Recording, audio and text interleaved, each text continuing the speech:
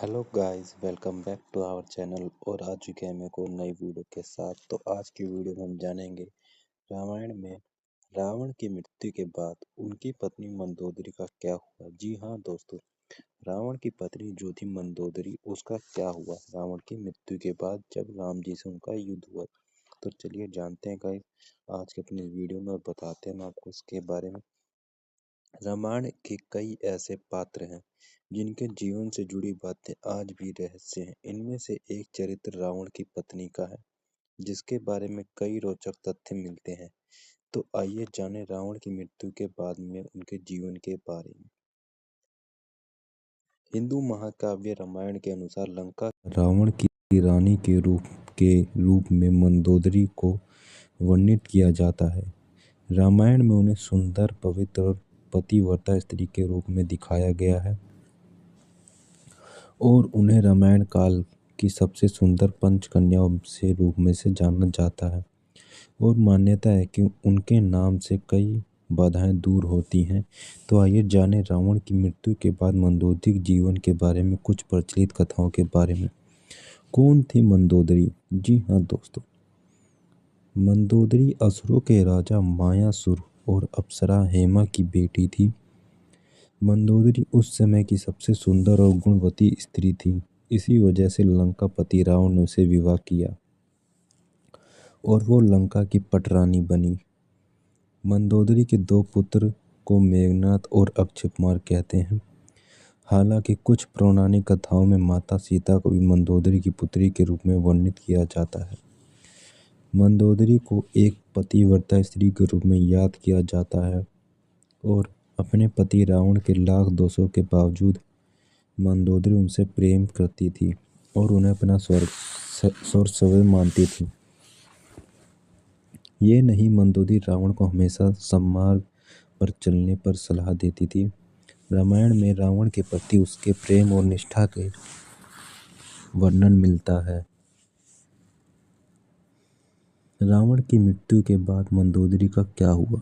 जी हाँ दोस्तों, पौराणिक कथाओं में बताया जाता है कि रामायण काल में प्रभु श्री राम ने जब रावण का वध किया, उस समय लंका में सिर्फ रावण के भाई विभीषण मौजूद थे। उस समय राम जी ने विभीषण को राज्याभिषेक कर दिया और उन्हें लंकापति नियुक्त किया। उस समय मंदोदरी ने विभीषण की शरण ली और उनके पत्नी के रूप में जीवन व्यतीत करने लगी। हालांकि रामायण में इस बात का कहीं बहुत ज़्यादा जिक्र नहीं है और कुछ लोगों का मानना यह भी है कि रावण की मृत्यु के बाद मंदोदरी ने मृत्यु को चुना और वह सती हो गई।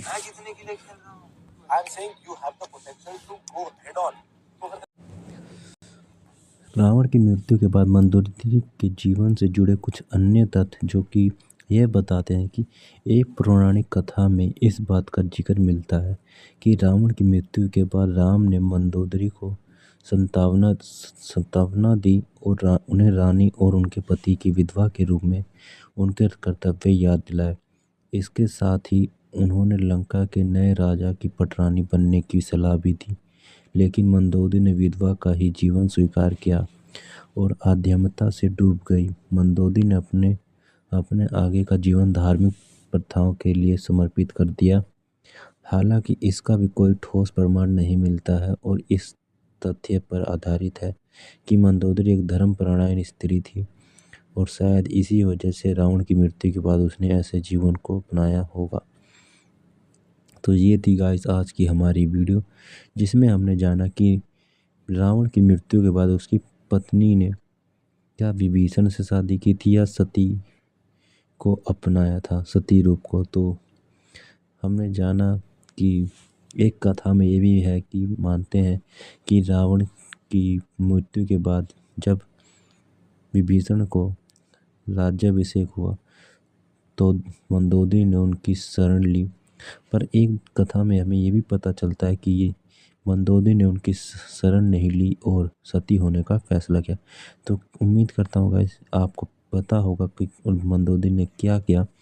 अगर वीडियो अच्छी लगी है तो वीडियो को जरूर लाइक करना और कमेंट में ज़रूर बताएं कि मंदोदरी सती हुई थी या उन्होंने विभीषण से विवाह किया था। तो